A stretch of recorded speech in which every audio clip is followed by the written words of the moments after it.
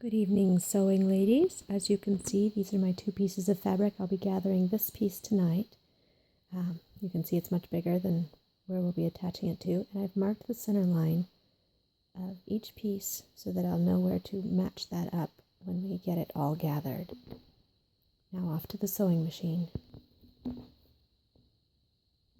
Okay, here we go. Sewing settings. You can see my upper tension here for my needle tension. I'm going to crank it all the way to 9, which is the highest it'll go for me.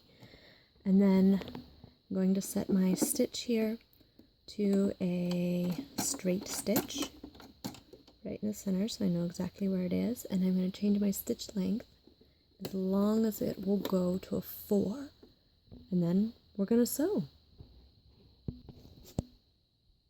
Okay, here we go. I'm going to take the tails of my thread. I better put a bobbin in too.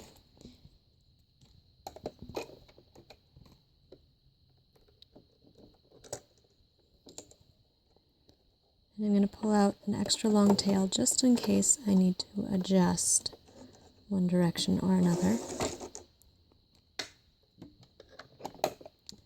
Then I'm going to take my fabric .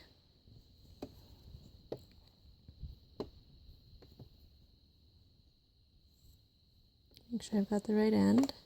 It's my center line marking. I'm going to start at one edge and set it for a 1/2 inch seam, a little bit in from the edge because that's where this pattern needs it to be. And then I'm going to hold my threads while it starts sewing and then let go as I feed it through.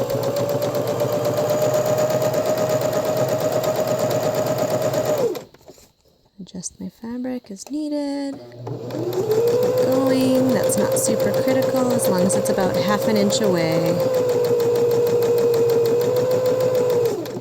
Notice I didn't backstitch on either end. And then I pull it out. And ta-da, it's very ruffled. So I'm going to have to actually relax it a little bit to make it fit. Okay, back at the sewing table here, I've got my extra long threads. I'm going to tie a knot on one end. I'm going to pause because I can't do that one-handed. And then we'll adjust those so that it fits exactly. It's pretty close. I just have about 1/2 inch to go here to make it fit exactly. Change of plans. I'm going to pull this thread on top through. I'm going to pull it so that that bottom thread comes through and I can pull it up and make a knot. Hopefully I can do that one-handed.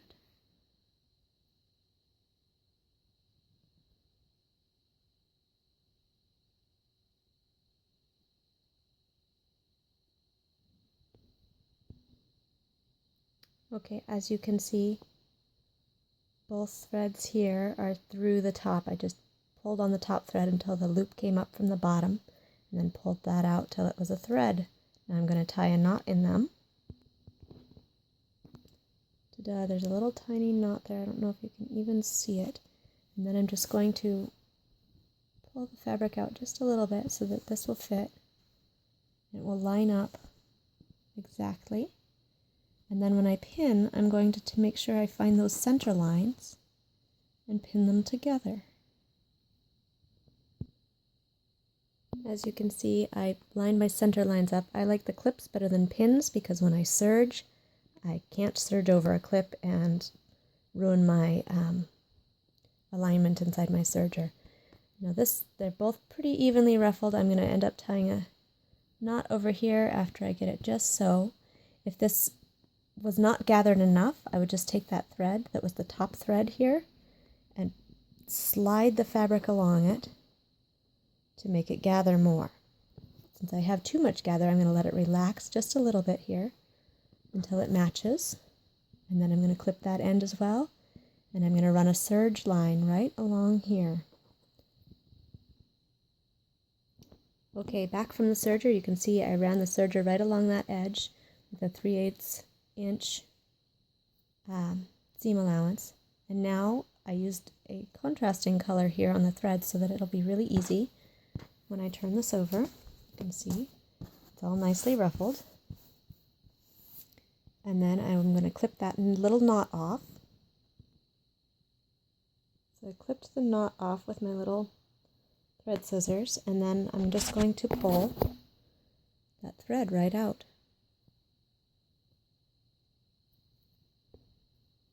Maybe we'll go for the cleavage camera again. 2 hands, so I can just pull the thread out.